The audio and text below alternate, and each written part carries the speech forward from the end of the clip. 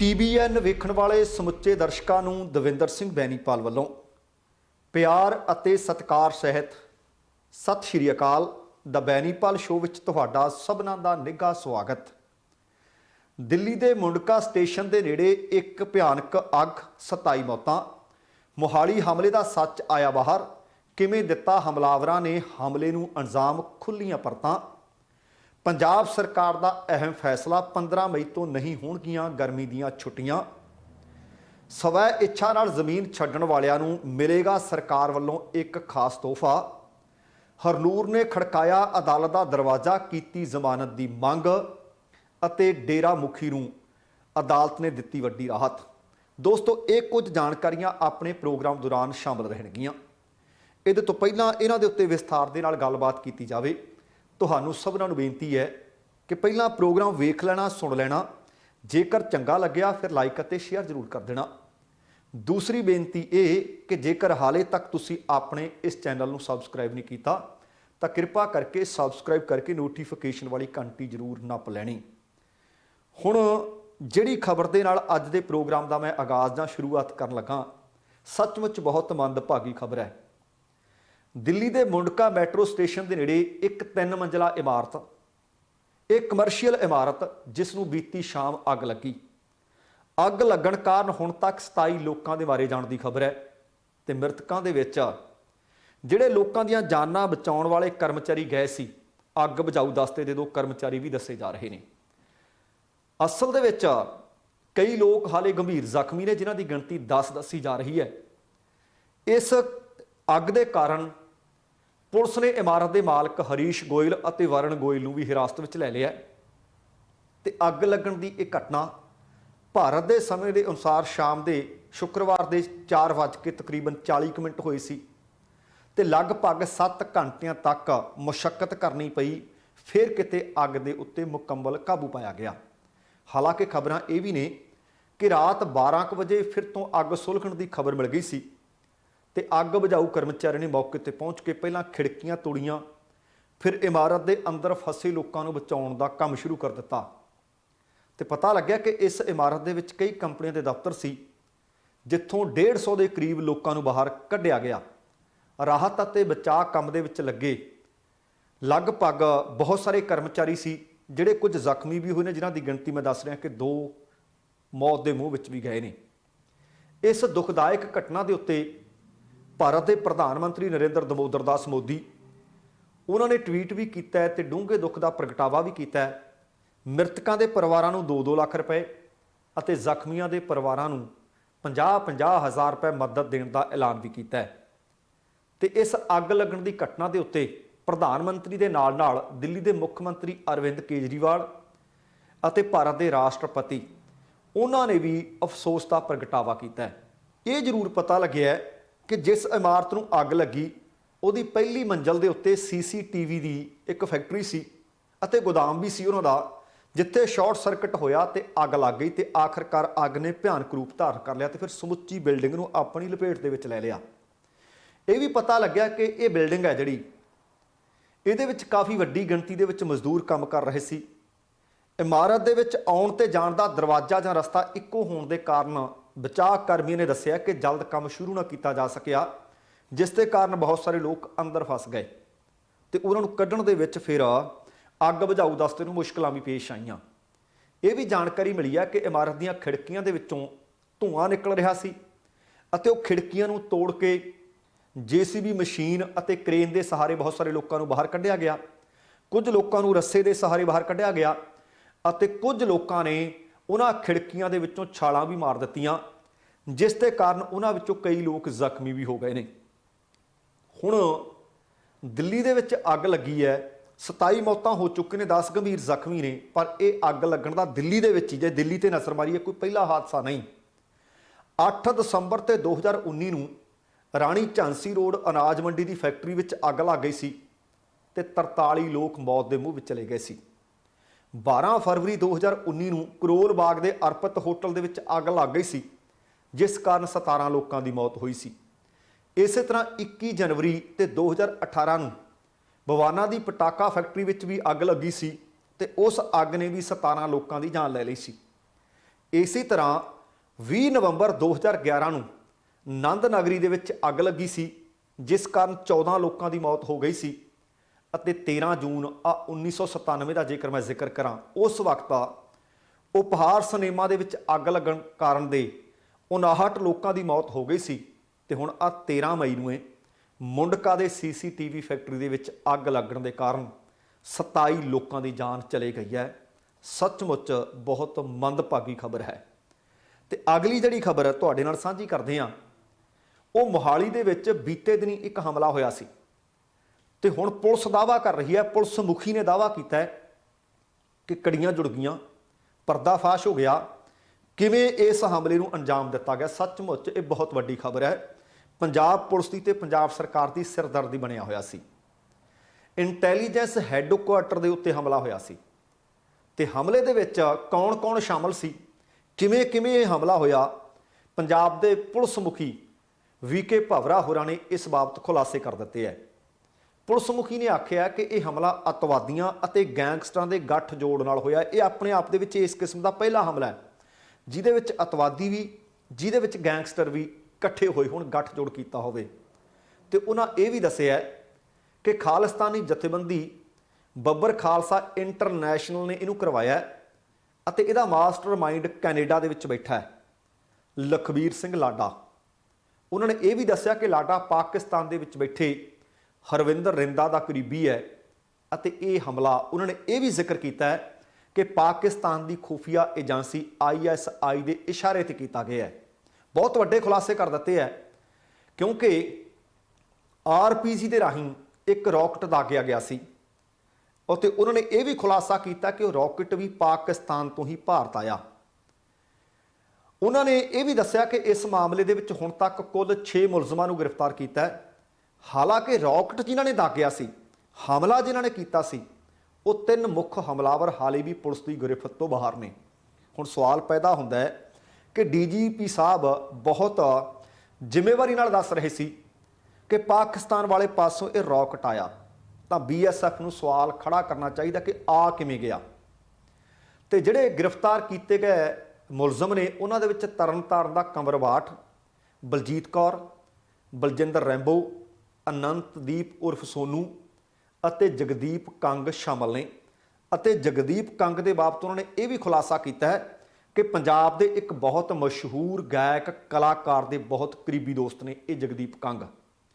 ਤੇ 6ਵਾਂ ਮੁਲਜ਼ਮ ਜਿਹੜਾ ਗ੍ਰਿਫਤਾਰ ਕੀਤਾ ਗਿਆ ਉਹ ਬੀਤੇ ਦਿਨੀ, ਜਿਸ ਦਾ ਨਾਮ ਨਿਸ਼ਾਨ ਸਿੰਘ ਹੈ, ਫਰੀਦਕੋਟ ਦੀ ਪੁਲਿਸ ਨੇ ਉਸ ਨੂੰ ਇੱਕ ਹੋਰ ਕੇਸ ਵਿੱਚ ਵੀ ਗ੍ਰਿਫਤਾਰ ਕੀਤਾ ਸੀ। DGP ਭਾਵਰਾ ਦੇ ਅਨੁਸਾਰ ਤਰਨਤਾਰਨ ਦਾ ਰਹਿਣ ਵਾਲਾ ਬਲਵੀਰ ਸਿੰਘ ਉਰਫ ਲਾਡਾ ਇਸ ਵਕਤ ਕੈਨੇਡਾ ਵਿੱਚ ਰਹਿੰਦਾ ਹੈ। ਉਹਨਾਂ ਨੇ ਇਹ ਵੀ ਦੱਸਿਆ ਕਿ ਉਹ 2017 ਦੇ ਵਿੱਚ ਕੈਨੇਡਾ ਚਲਾ ਗਿਆ ਸੀ ਅਤੇ ਇੱਥੇ ਬੈਠ ਕੇ, ਭਾਵ ਕੈਨੇਡਾ 'ਚ ਬੈਠ ਕੇ ਆਪਣੀਆਂ ਗਤੀਵਿਧੀਆਂ ਉਹ ਲਗਾਤਾਰ ਕਰ ਰਹੇ ਹੈ। ਤੇ ਨਾਲ ਉਹਨਾਂ ਨੇ ਫਿਰ ਜ਼ਿਕਰ ਮੈਂ ਕਰਦੇ ਹਾਂ ਕਿ ਲਾਡਾ ਦਾ ਸੰਬੰਧ ਪਾਕਿਸਤਾਨ ਵਿੱਚ ਬੈਠੇ ਰਿੰਦਾ ਨਾਲ ਵੀ ਹੈ। ਹੁਣ ਰਿੰਦਾ ਨਾਲ ਵੀ ਸੰਬੰਧ ਹੈ ਤੇ ਲਾਡਾ ਨੇ ਉਹਨਾਂ ਨੇ ਦੱਸਿਆ ਕਿ ਨਿਸ਼ਾਨ ਸਿੰਘ ਤੱਕ RPG ਪਹੁੰਚਾਇਆ। ਨਿਸ਼ਾਨ ਸਿੰਘ ਨੇ ਅੱਗੇ ਫਿਰ ਉਸ ਨੂੰ ਹਮਲਾਵਰਾਂ ਦੇ ਹਵਾਲੇ ਕੀਤਾ। DGP ਨੇ ਇਹ ਵੀ ਦੱਸਿਆ ਕਿ ਜਿਨ੍ਹਾਂ ਮੁਲਜ਼ਮਾਂ ਨੇ ਹੈੱਡਕੁਆਰਟਰ ਤੇ ਹਮਲਾ ਕੀਤਾ ਸੀ ਉਹਨਾਂ ਨੂੰ ਕੰਵਰਵਾਟ ਅਤੇ ਬਲਜੀਤ ਕੌਰ ਨੇ ਪਨਾਹ ਦਿੱਤੀ ਸੀ, ਸ਼ੈਲਟਰ ਦਿੱਤਾ ਸੀ ਅਤੇ ਨਿਸ਼ਾਨ ਸਿੰਘ ਨੇ ਉਹਨਾਂ ਨੂੰ RPG ਉਪਲਬਧ ਕਰਵਾਇਆ ਸੀ। ਤੇ ਉੱਥੋਂ ਬਲਜਿੰਦਰ ਰੈਂਬੋ ਨੇ AK-47 ਦਿੱਤੀ ਸੀ ਕਿ ਤਾਂ ਲੋੜ ਪਵੇ ਤਾਂ ਵਰਤੀ ਜਾ ਸਕੇ। ਇਹ ਵੀ ਪਤਾ ਲੱਗਿਆ ਕਿ ਨਿਸ਼ਾਨ ਸਿੰਘ ਜਦੋਂ ਪਨਾਹ ਵਾਸਤੇ ਟਿਕਾਣੇ ਦੀ ਤਲਾਸ਼ ਵਿੱਚ ਸੀ ਤਾਂ ਉਸ ਤੇ ਅੰਮ੍ਰਿਤਸਰ ਦੇ ਰਹਿਣ ਵਾਲੇ, ਕਿਉਂਕਿ ਨਿਸ਼ਾਨ ਸਿੰਘ ਦਾ ਸਾਲਾ ਹੈ ਅਨੰਤਦੀਪ ਉਰਫ ਸੋਨੂ ਨੇ ਫਿਰ ਨਿਸ਼ਾਨ ਦੀ ਇਸ ਮਸਲੇ 'ਚ ਮਦਦ ਕੀਤੀ। ਤੇ ਇਹਦੇ ਤੋਂ ਬਾਅਦ ਜਗਦੀਪ ਕੰਗ ਜਿਹੜਾ ਮੋਹਾਲੀ ਦਾ ਰਹਿਣ ਵਾਲਾ ਹੈ, ਉਹ ਲੋਕਲ ਮਦਦਗਾਰ ਇਹਨਾਂ ਦਾ ਬਣਿਆ।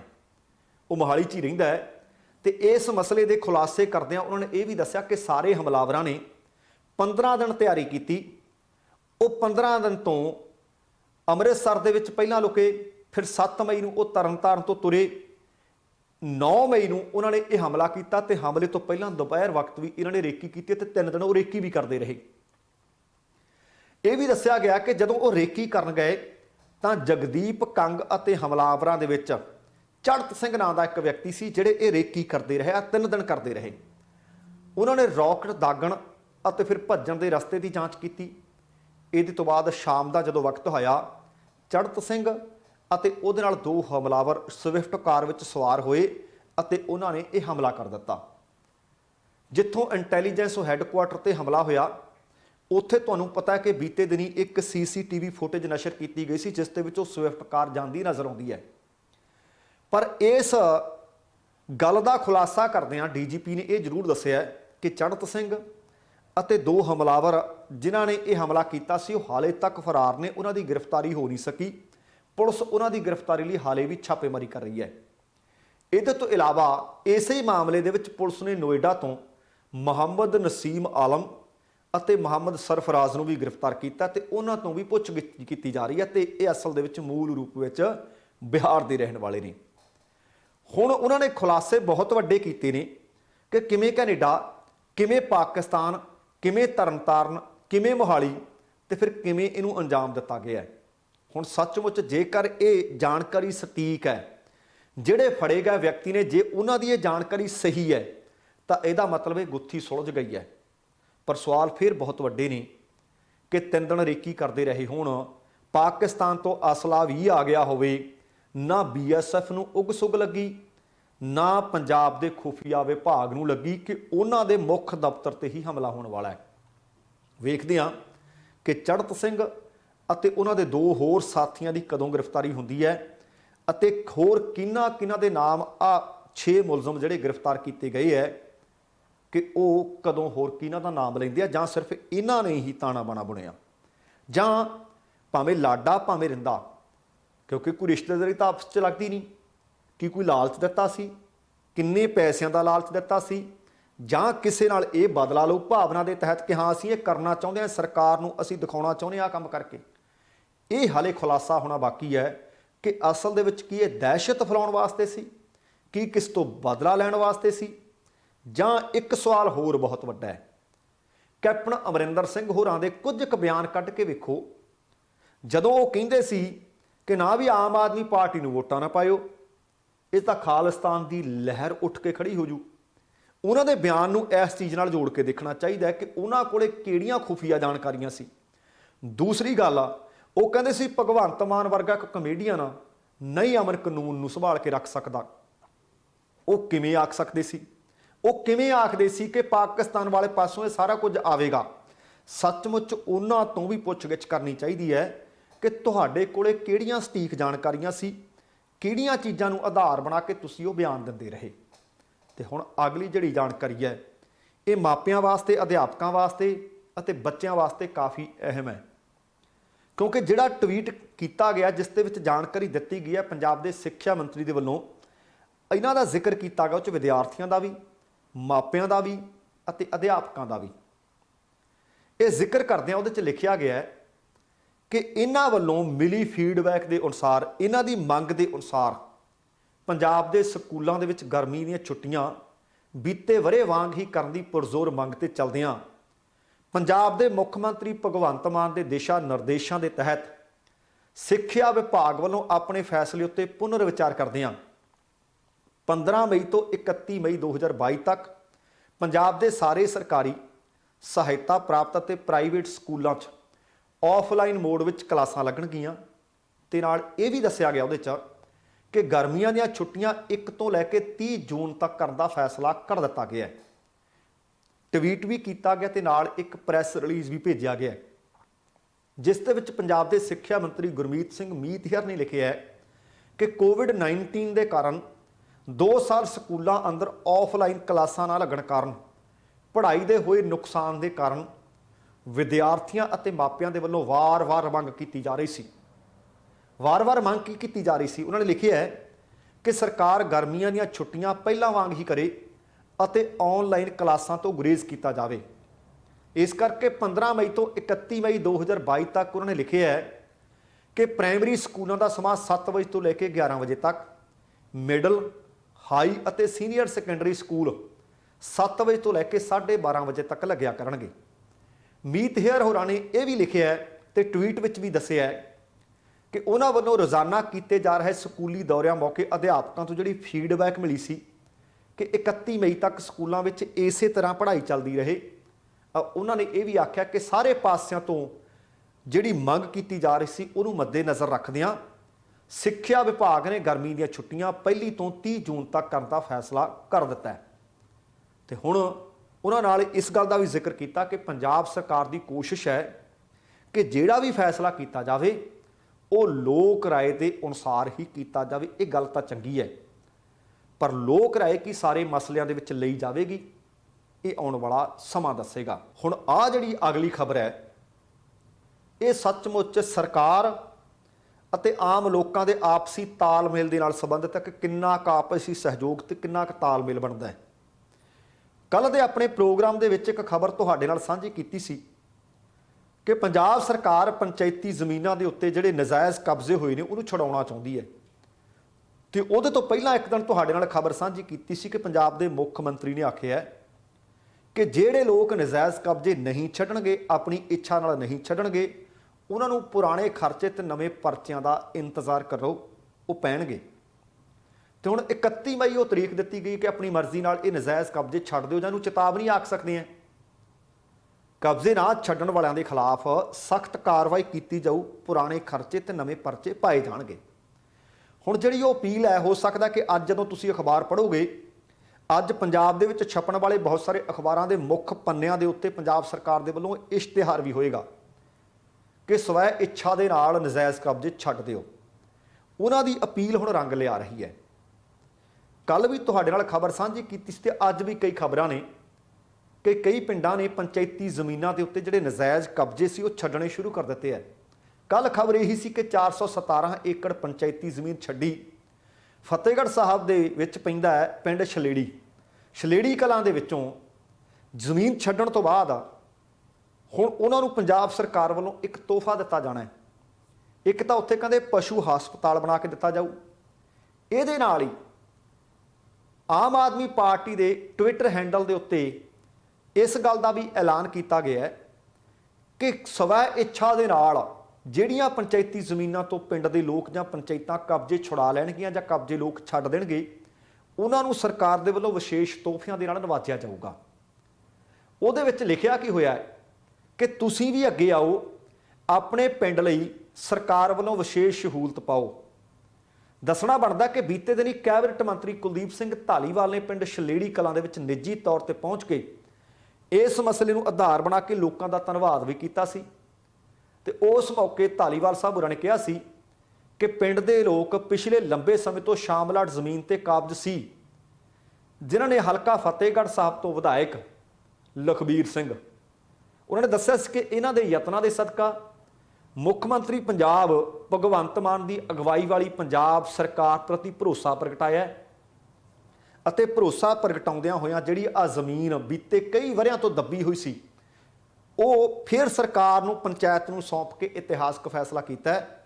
ਉਹਨਾਂ ਆਖਿਆ ਸੀ ਕਿ ਅਜਿਹਾ ਪਹਿਲੀ ਵਾਰੀ ਹੋ ਰਿਹਾ ਹੈ ਕਿ ਕਾਬਜ਼ਕਾਰਾਂ ਦੇ ਵੱਲੋਂ ਬਗੈਰ ਕਿਸੇ ਮਤਭੇਦ ਤੋਂ ਜ਼ਮੀਨ ਪੰਚਾਇਤ ਨੂੰ ਸੌਂਪੀ ਜਾ ਰਹੀ ਹੋਵੇ। ਫਿਰ ਇਸ ਕਰਕੇ ਉਹਨਾਂ ਨੇ ਆਖਿਆ ਸੀ ਕਿ ਇਸ ਪਿੰਡ ਨੂੰ ਤੋਹਫੇ ਦੇ ਵਜੋਂ ਪਸ਼ੂ ਹਸਪਤਾਲ ਬਣਾ ਕੇ ਦਿੱਤਾ ਜਾਊ ਅਤੇ ਪਿੰਡ ਦੇ ਬਰਸਾਤੀ ਪਾਣੀ ਦੇ ਨਿਕਾਸ ਦੀ ਸਮੱਸਿਆ ਦੇ ਹੱਲ ਦੀ ਜਿਹੜੀ ਮੰਗ ਸੀ ਕਹਿੰਦੇ ਉਹ ਵੀ ਪੂਰੀ ਕਰਕੇ ਦਿੱਤੀ ਜਾਊ। ਤੇ ਨਾਲ ਉਹਨਾਂ ਨੇ ਇਹ ਵੀ ਭਰੋਸਾ ਦਵਾਇਆ ਕਿ ਆਹ ਜਿਹੜਾ ਪਸ਼ੂ ਹਸਪਤਾਲ ਜਿਸ ਦਾ ਜ਼ਿਕਰ ਕਰ ਰਿਹਾ ਹੈ, ਇਹ ਬੜੀ ਜਲਦ ਬਣਾ ਕੇ ਦਿੱਤਾ ਜਾਊ, ਬੜੀ ਛੇਤੀ ਇਹਦੀ ਸ਼ੁਰੂਆਤ ਕਰ ਦਿੱਤੀ ਜਾਊ ਤੇ ਬਰਸਾਤੀ ਪਾਣੀ ਆ ਜਿਹੜਾ ਉਹਦੇ ਨਿਕਾਸ ਦੀ ਸਮੱਸਿਆ ਦਾ ਵੀ ਹੱਲ ਕਰਕੇ ਦਿੱਤਾ ਜਾਊ। ਤੇ ਨਾਲ ਉਹਨਾਂ ਨੇ ਸਿਰਫ ਇਹ ਵੀ ਆਖਿਆ ਕਿ ਇਸੇ ਪਿੰਡ ਨੂੰ ਨਹੀਂ, ਜਿਹੜਾ ਪਿੰਡ ਵੀ ਜਾਂ ਜਿਹੜੇ ਪਿੰਡ ਦੇ ਲੋਕ ਇੰਜ ਸਾਹਮਣੇ ਆਉਣਗੇ, ਸਾਰਿਆਂ ਨੂੰ ਤੋਹਫੇ ਦਿੱਤੇ ਜਾਣਗੇ। ਹੁਣ ਵੇਖਦੇ ਹਾਂ ਕਿ ਆਉਣ ਵਾਲੇ ਦਿਨਾਂ ਦੇ ਵਿੱਚ ਹੋਰ ਕਿੰਨੇ ਕੁ ਲੋਕ, ਕਿੰਨੇ ਕੁ ਪਿੰਡਾਂ ਦੇ ਵਿੱਚੋਂ ਇਸ ਤਰ੍ਹਾਂ ਦੀਆਂ ਖਬਰਾਂ ਉਸਾਰੂ ਨਿਕਲ ਕੇ ਸਾਹਮਣੇ ਆਉਂਦੀਆਂ ਨੇ। ਆਹ ਖਬਰ ਸੱਚਮੁੱਚ ਕਾਫੀ ਮਹੱਤਵਪੂਰਨ ਹੈ ਜਿਹੜੀ ਤੁਹਾਡੇ ਨਾਲ ਸਾਂਝੀ ਕਰਨ ਜਾ ਰਹੇ ਹਾਂ ਕਿ ਇੱਕ ਨੌਜਵਾਨ ਹੈ, ਨਾਮ ਉਹਦਾ ਹਰਨੂਰ, ਉਹਦੇ ਉੱਤੇ 10 ਕਿਲੋ ਅਫੀਮ ਤਸਕਰੀ ਦਾ ਕੇਸ ਪਾ ਦਿੱਤਾ ਸੀ। ਉਹ ਨੌਜਵਾਨ ਰਾਜਸਥਾਨ ਦੇ ਨਾਲ ਸੰਬੰਧਿਤ ਹੈ ਤੇ ਇਸ ਵਕਤ ਉਸਨੇ ਇੱਕ ਪਟੀਸ਼ਨ ਦਾਇਰ ਕੀਤੀ ਹੈ ਹੁਸ਼ਿਆਰਪੁਰ ਅਦਾਲਤ ਤੋਂ, ਉਸਨੇ ਜ਼ਮਾਨਤ ਦੀ ਮੰਗ ਕੀਤੀ ਹੈ ਤੇ ਹਰਨੂਰ ਇਸ ਵਕਤ ਗੁਰਦਾਸਪੁਰ ਦੀ ਜੇਲ੍ਹ ਦੇ ਵਿੱਚ ਬੰਦ ਹੈ। ਬੀਤੇ ਦਿਨੀ ਮੈਂ ਤੁਹਾਡੇ ਨਾਲ ਇਹ ਖਬਰ ਸਾਂਝੀ ਕੀਤੀ ਸੀ ਕਿ ਕੁਝ ਦਿਨ ਪਹਿਲਾਂ ਹਰਨੂਰ ਨੂੰ ਅਗਵਾ ਕਰਨ ਦੇ ਦੋਸ਼ ਵਿੱਚ, ਕਿਡਨੈਪਿੰਗ ਦੇ ਦੋਸ਼ ਦੇ ਵਿੱਚ ਪੰਜਾਬ ਪੁਲਿਸ ਤੇ ਇੱਕ ਡੀਐਸਪੀ ਅਤੇ ਇੱਕ ਇੰਸਪੈਕਟਰ ਸਮੇਤ 14 ਪੁਲਿਸ ਮੁਲਾਜ਼ਮਾਂ ਦੇ ਉੱਤੇ ਰਾਜਸਥਾਨ ਦੀ ਪੁਲਿਸ ਦੇ ਵੱਲੋਂ ਅਗਵਾ ਦਾ ਮੁਕੱਦਮਾ ਦਰਜ ਕਰ ਲਿਆ ਗਿਆ ਸੀ। ਤੇ ਇਸ ਮਸਲੇ ਦੇ ਵਿੱਚ ਮੈਂ ਉਸ ਦਿਨ ਵੀ ਆਖਿਆ ਸੀ ਕਿ ਪੁਲਿਸ ਨੇ ਹਾਲੇ ਚੁੱਪ ਵੱਟੀ ਹੋਈ ਹੈ। ਪੰਜਾਬ ਪੁਲਿਸ ਨੇ ਇਸ ਮਸਲੇ ਤੇ ਚੁੱਪ ਹਾਲੇ ਵੀ ਵੱਟੀ ਹੋਈ ਹੈ, ਚੁੱਪ ਨਹੀਂ ਤੋੜੀ। ਸ਼ਾਇਦ ਤੁਹਾਨੂੰ ਯਾਦ ਹੋਣਾ, ਮੈਂ ਇੱਕ ਵਾਰੀ ਫਿਰ ਯਾਦ ਕਰਵਾ ਦਿਆਂ ਕਿ ਇਸ ਮਾਮਲੇ ਦੇ ਵਿੱਚ ਹੁਸ਼ਿਆਰਪੁਰ ਪੁਲਿਸ ਨੇ ਹਰਨੂਰ ਦੇ ਖਿਲਾਫ ਹੇਠਲੀ ਅਦਾਲਤ ਦੇ ਵਿੱਚ ਚਲਾਨ ਪੇਸ਼ ਕੀਤਾ ਸੀ, ਜਿਸ ਦੀ ਸੁਣਵਾਈ ਹੁਸ਼ਿਆਰਪੁਰ ਦੀ ਇੱਕ ਅਦਾਲਤ ਦੇ ਵਿੱਚ ਇਸ ਵਕਤ ਚੱਲ ਰਹੀ ਹੈ। ਹਾਈ ਕੋਰਟ ਦੇ ਆਦੇਸ਼ ਤੇ ਪੰਜਾਬ ਪੁਲਿਸ ਉੱਤੇ ਅਗਵਾ ਦਾ ਮੁਕੱਦਮਾ ਇਸ ਮਸਲੇ ਦੇ ਵਿੱਚ ਦਰਜ ਹੋ ਚੁੱਕਿਆ ਹੈ। ਉਹਦੇ ਤੋਂ ਬਾਅਦ ਹਾਈ ਕੋਰਟ ਨੇ ਹੁਸ਼ਿਆਰਪੁਰ ਦੀ ਅਦਾਲਤ ਦੇ ਚਲਾਨ ਉੱਤੇ ਵੀ ਰੋਕ ਲਗਾਈ ਹੋਈ ਹੈ। ਹੁਣ ਜਿਹੜੀ ਮਹੱਤਵਪੂਰਨ ਜਾਣਕਾਰੀ ਹੈ ਇਸ ਖਬਰ ਦੀ, ਉਹ ਇਹ ਹੈ ਕਿ ਹੁਸ਼ਿਆਰਪੁਰ ਪੁਲਿਸ ਨੇ ਦਰਅਸਲ 7 ਮਾਰਚ ਨੂੰ ਹਰਨੂਰ ਦੀ ਗ੍ਰਿਫਤਾਰੀ ਦਿਖਾਈ ਹੈ।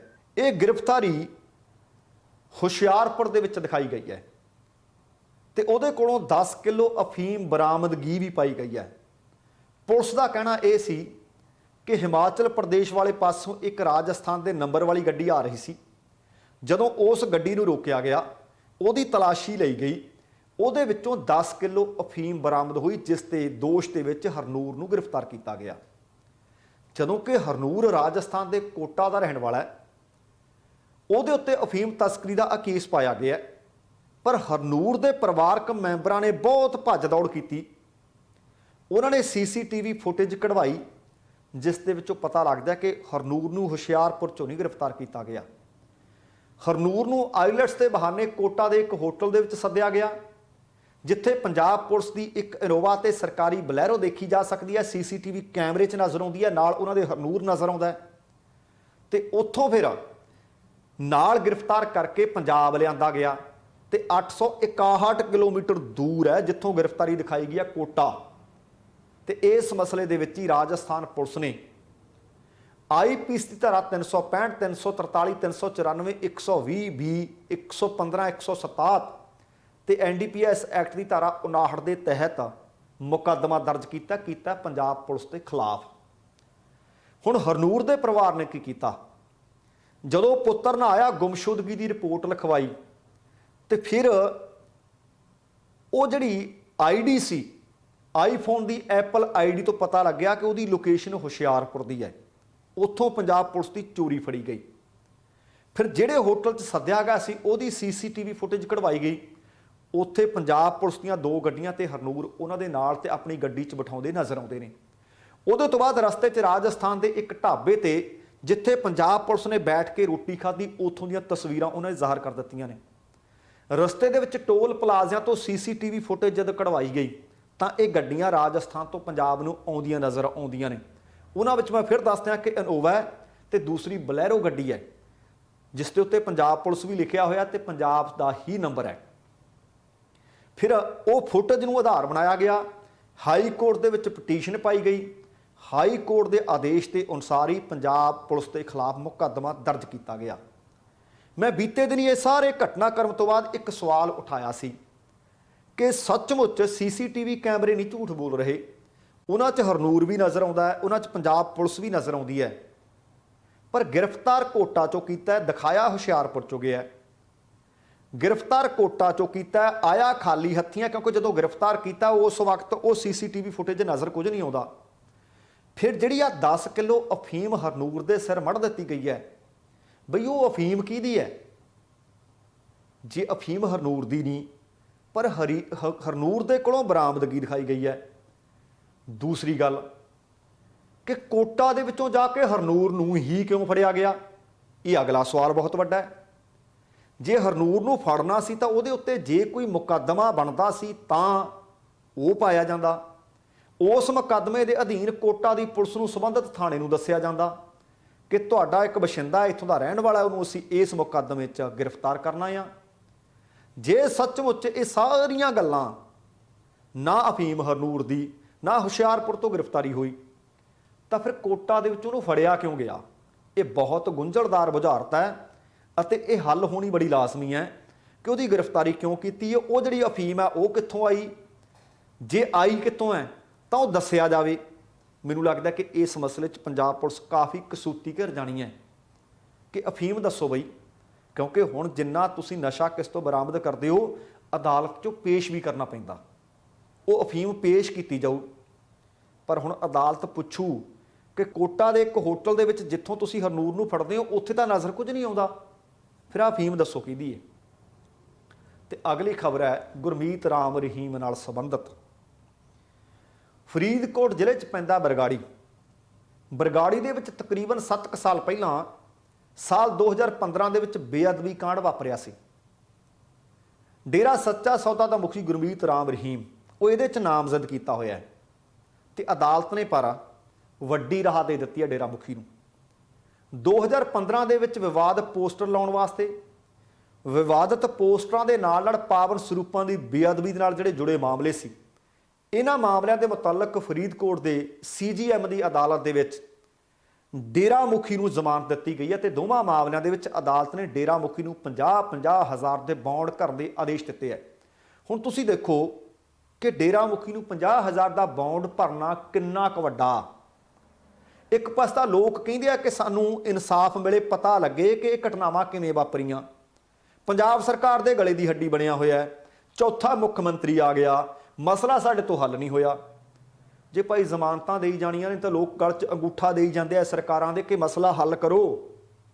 ਖੈਰ ਹੋਇਆ ਸਾਰਾ ਕੁਝ ਕਿਵੇਂ ਸੀ ਤੁਹਾਨੂੰ ਉਹ ਇੱਕ ਵਾਰੀ ਫਿਰ ਯਾਦ ਕਰਵਾ ਦਿਆਂ ਕਿ 2015 ਦੇ ਵਿੱਚ ਸ਼੍ਰੀ ਗੁਰੂ ਗ੍ਰੰਥ ਸਾਹਿਬ ਜੀ ਦੇ ਪਾਵਨ ਸਰੂਪ ਚੋਰੀ ਹੁੰਦੇ ਨੇ। ਉਹ ਚੋਰੀ ਨੂੰ ਆਧਾਰ ਬਣਾ ਕੇ FIR ਨੰਬਰ 63 ਉਸ ਕੇਸ ਦੇ ਵਿੱਚ ਰਾਮ ਰਹੀਮ ਨੂੰ ਪਹਿਲਾਂ ਹੀ ਜ਼ਮਾਨਤ ਮਿਲੀ ਹੋਈ ਸੀ ਤੇ ਬਾਕੀ ਰਹਿੰਦੇ ਸੀ 2 ਕੇਸ। ਉਹਨਾਂ ਦੋਵਾਂ ਕੇਸਾਂ ਦੇ ਵਿੱਚ ਵੀ ਹੁਣ ਕੱਲ ਮਾਨਯੋਗ ਅਦਾਲਤ ਨੇ ਜ਼ਮਾਨਤ ਦੇ ਦਿੱਤੀ ਹੈ ਤੇ ਇਹ ਕੇਸ ਜਿਹੜੇ ਦੋਵੇਂ ਨੇ ਆਪ ਸਰਕਾਰ ਦੇ ਸੱਤਾ ਵਿੱਚ ਆਉਣ ਤੋਂ ਬਾਅਦ ਦਰਜ ਕੀਤੇ ਗਏ ਸੀ।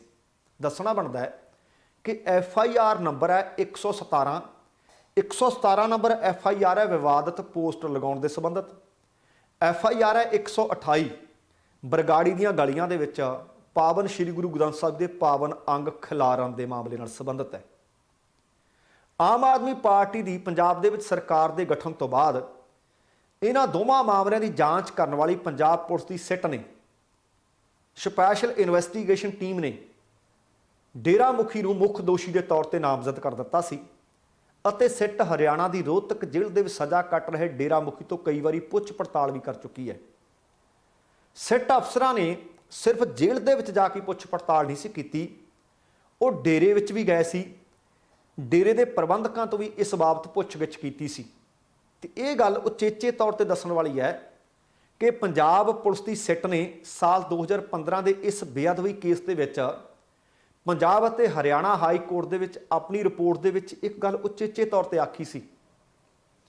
ਉਹ ਗੱਲ ਇਹ ਆਖੀ ਸੀ ਕਿ ਬੇਅਦਬੀ ਦੀ ਪੂਰੀ ਸਾਜ਼ਿਸ਼ ਡੇਰਾ ਸੱਚਾ ਸੌਦਾ ਸਿਰਸਾ ਦੇ ਹੈੱਡਕੁਆਟਰ ਦੇ ਵਿੱਚ ਘੜੀ ਗਈ ਸੀ ਤੇ IG SPS ਪਰਮਾਰ ਦੀ ਅਗਵਾਈ ਵਾਲੀ ਸਿੱਟ ਨੇ ਹਾਈ ਕੋਰਟ ਦੇ ਵਿੱਚ 65 ਸਫ਼ਿਆਂ ਦੀ ਇੱਕ ਸਟੇਟਸ ਰਿਪੋਰਟ ਵੀ ਜਮ੍ਹਾਂ ਕਰਵਾਈ ਸੀ।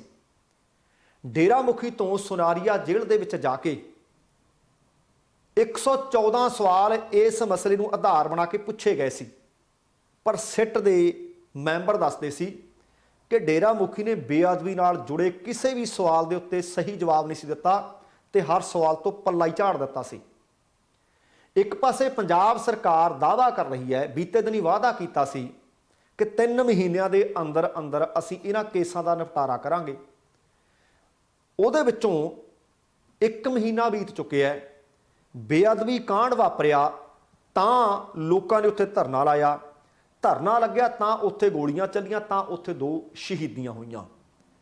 ਇੱਕ ਪਾਸੇ ਲੋਕ ਇਨਸਾਫ ਮੋਰਚਾ ਲਾ ਕੇ ਬੈਠੇ ਹੈ, ਦੂਸਰੇ ਪਾਸੇ ਸਰਕਾਰ ਨੇ ਲੋਕਾਂ ਨਾਲ ਵਾਅਦਾ ਕੀਤਾ ਹੋਇਆ ਕਿ ਇਨਸਾਫ ਲੈ ਕੇ ਦੇਵਾਂਗੇ ਤੇ ਤੀਸਰੇ ਪਾਸੇ ਅਦਾਲਤਾਂ ਜ਼ਮਾਨਤ ਤੇ ਜ਼ਮਾਨਤ ਦੇਈ ਜਾਂਦੀਆਂ ਨੇ। ਫਿਰ ਇਹਨਾਂ ਕੇਸਾਂ ਦਾ ਨਿਬੇੜਾ ਕਿਵੇਂ ਹੋਊ? ਇਹ ਤਾਂ ਸਰਕਾਰਾਂ ਦੇ ਵੀ ਗਲੇ ਦੀ ਹੱਡੀ ਹੈ। ਇਹ ਇਨਸਾਫ ਪਸੰਦ ਲੋਕ ਵੀ ਚਾਹੁੰਦੇ ਆ ਕਿ ਇਨਸਾਫ ਛੇਤੀ ਤੋਂ ਛੇਤੀ ਮਿਲੇ, ਪਰ ਵੇਖਦੇ ਹਾਂ ਕਿ ਕੀ ਸਮਾਂ ਰਹਿੰਦਿਆਂ ਇੱਕ ਨਹੀਂ ਕਈ ਕੇਸ ਨੇ ਕਿ ਇਹਨਾਂ ਕੇਸਾਂ ਦਾ ਨਿਪਟਾਰਾ ਹੋਏਗਾ, ਕਿਉਂਕਿ ਉਹਦੇ ਵਿੱਚ ਪੰਜਾਬ ਪੁਲਿਸ ਦੇ ਉਸ ਵਕਤ ਦੇ DGP ਅਤੇ ਕੁਝ ਹੋਰ ਅਸਰ ਰਸੂਖ ਵਿਅਕਤੀ, ਕੁਝ ਸਿਆਸਤਦਾਨ, ਕੁਝ ਪੁਲਿਸ ਅਫਸਰਾਂ ਦੇ ਨਾਮ ਵੀ ਗੂੰਜਦੇ ਹੈ। ਵੇਖਦੇ ਹਾਂ ਕਿ ਇਹ ਸਾਰੇ ਮਸਲੇ ਨੂੰ ਕਦੋਂ ਕਿਵੇਂ ਨਜਿੱਠਿਆ ਤੇ ਕਿਵੇਂ ਨਿਬੇੜਿਆ ਜਾਂਦਾ ਹੈ, ਜਾਂ ਅਦਾਲਤਾਂ ਸੱਚਮੁੱਚ ਹਾਲੇ ਇਸ ਮਸਲੇ ਨੂੰ ਹੋਰ ਲਟਕਾਉਣਗੀਆਂ। ਵੇਖਦੇ ਹਾਂ ਕਿ ਆਉਣ ਵਾਲਾ ਸਮਾਂ ਕੀ ਕਹਿੰਦਾ। ਸੋ ਦੋਸਤੋ, ਕੁੱਲ ਮਿਲਾ ਕੇ ਇਹ ਸੀ ਆਪਣਾ ਅੱਜ ਦਾ ਪ੍ਰੋਗਰਾਮ। ਉਮੀਦ ਕਰ ਰਹੇ ਹਾਂ ਤੁਹਾਨੂੰ ਚੰਗਾ ਲੱਗਿਆ ਹੋਣਾ ਹੈ। ਜੇਕਰ ਪ੍ਰੋਗਰਾਮ ਚੰਗਾ ਲੱਗਿਆ ਹੈ ਕਿਰਪਾ ਕਰਕੇ ਲਾਈਕ ਅਤੇ ਸ਼ੇਅਰ ਜ਼ਰੂਰ ਕਰ ਦਿਓ। ਜੇਕਰ ਹਾਲੇ ਤੱਕ ਤੁਸੀਂ ਆਪਣੇ ਇਸ ਚੈਨਲ ਨੂੰ ਸਬਸਕ੍ਰਾਈਬ ਨਹੀਂ ਕੀਤਾ ਤਾਂ ਕਿਰਪਾ ਕਰਕੇ ਸਬਸਕ੍ਰਾਈਬ ਕਰਕੇ ਨੋਟੀਫਿਕੇਸ਼ਨ ਵਾਲੀ ਘੰਟੀ ਜ਼ਰੂਰ ਔਨ ਕਰ ਲੈਣੀ। ਤੁਹਾਡੇ ਦਿਲੋਂ ਧੰਨਵਾਦੀ ਹੋਵਾਂਗੇ। ਸਮਾਂ ਸਮਾਪਤ ਹੈ। ਜਾਣ ਤੋਂ ਪਹਿਲਾਂ ਕਹਾਂਗਾ, ਜ਼ਿੰਦਗੀ ਜਿੰਦਾਦਲੀ ਦਾ ਨਾਮ ਹੈ। ਦਵਿੰਦਰ ਸਿੰਘ ਬੈਨੀਪਾਲ ਨੂੰ ਆਗਿਆ ਦਿਓ। ਸਤਿ ਸ਼੍ਰੀ ਅਕਾਲ ਤੇ ਰੱਬ ਰਾਖਾ।